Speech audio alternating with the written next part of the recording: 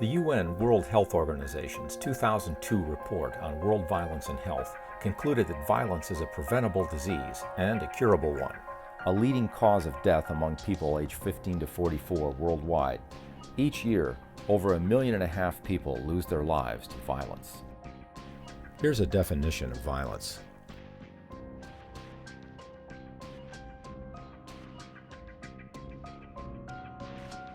Killing has a shorter definition.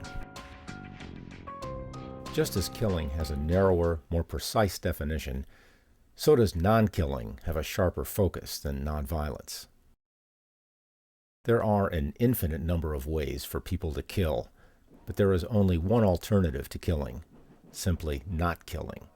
In 2002, the book Nonkilling Global Political Science by Paige posed a simple question. Is a non-killing society possible? Is it possible to have a society in which human beings do not kill each other? Yes. I'm blessed by being a part of humanity that's really dedicated within itself so that not one of us is going to be killed. 40 people from 22 countries gathered here in 2007 to attend the first Global Nonkilling Forum. This book, with its pragmatic ideas, has ignited hope around the world. In 5 years, 15 translations have been published, with 11 more in progress. This historic conference was both a testament of the global impact of Professor Paige's book and of the universal quest for true, lasting peace based on non-killing. Here, political scientists, peace activists, religious leaders, and a Nobel laureate all met to envision ways to create a future based on non-killing. I did not choose non-killing. It came to me in 3 words: no more killing, about 1974.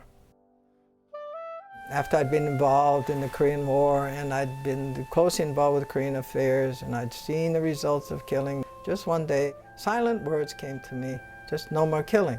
So after that, all right, I began to re-educate myself about killing and about violence and about war. He also began to study nonviolent alternatives to war and other forms of killing, and dedicate himself to discovering non-killing human capabilities. Non-killing is a different approach. It's not just peace study, it's not just anti-globalization, not just the environmental struggles, or the ethnic struggles, or the genocide struggles, or the war-peace struggles. It covers all of them, but it just looks at it a different way. Throughout the world, proactive words for nonviolence and non-killing are extremely rare, yet all religions speak of the ideal of nonviolence and the evil of violence and killing.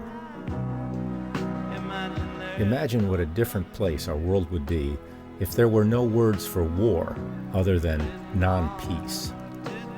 The reason for this seeming anomaly is that political leaders have always understood that nonviolence can be a very powerful, even unstoppable political force. Unlike pacifism, which is a state of mind, nonviolence is active and seen by those in power as dangerous. After all, any political movement that cannot be stopped with armed might is clearly more powerful than an army. Martin Luther King believed that every person was capable of doing the greatest good as well as the greatest evil, but the person is not evil, it's their deeds. And the goal of nonviolence is that you bring the good out of others. And the way you do that is you recognize the things that are not so good in yourself. You become more sympathetic toward those others. We learn to kill, or to support killing, by watching killers and by being taught to kill or socialized to kill.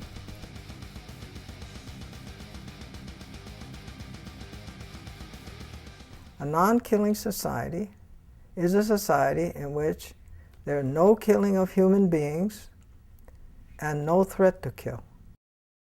Maybe the most powerful argument in favor of a non-killing society is the fact that most humans who've ever lived have never killed anyone.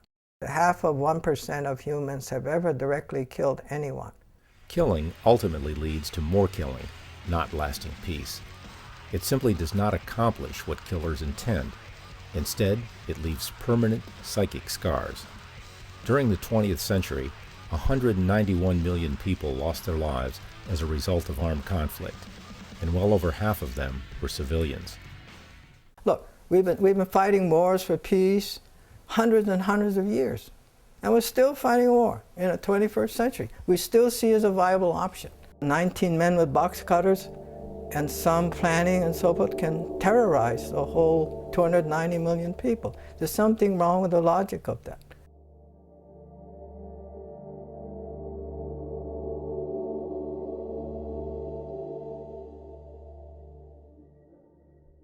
The media gives us a very negative image about war happening here and there and all the kind of killing that's going on. But that's just one small side of the story.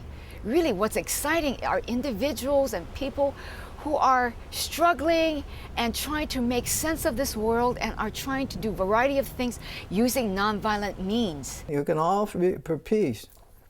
I mean, Hitler fought for peace. I mean, that was what he was after, and so did Stalin. And everyone's for peace. All the Christian churches are for peace, and all the nations, everybody's for peace. But peace with what? Non-killing peace is very important, because peace is used by various people, and peace is used by people who have a lot of military power, and and people also who don't mind that, and that using that military power, there's a lot of collateral damage. But we are talking about non-killing peace, and that's what differentiates us from anyone else. Nonviolence and non-killing work. Besides the successes of Gandhi in liberating India and Martin Luther King's successes in the struggle for civil rights, other non-killing regime changes have occurred in recent history. Turning out the military junta in Argentina, Solidarity in Poland, the Velvet Revolution in Czechoslovakia, the defeat of Marcos in the Philippines, the end of apartheid in South Africa, the end of the USSR, the end of the PRI in Mexico. As long as you maintain the right to kill or threaten to kill for justice, equality, markets, opening, defense, whatever it is, we're continuing this. But if you're working toward a non-killing society, you want a society where nobody's killed. You want a zero body count. We really do need to be able to have both the resources and the solidarity and the help of other people in order to continue on this great task of changing from a culture of violence to a culture of non-killing and non-violence. The work of the Center for Global Nonkilling, like the word non-killing itself, will be unique among peace organizations in its laser-like focus on the elimination of killing worldwide. With its three-pronged approach of research and discovery, education and training, and mission-oriented projects, the Global Center for Nonkilling will shed light on the spiritual, cultural, and psychological forces that create killing and help break through the cynicism, apathy, and despair that tend to block a lasting resolution to this solvable problem.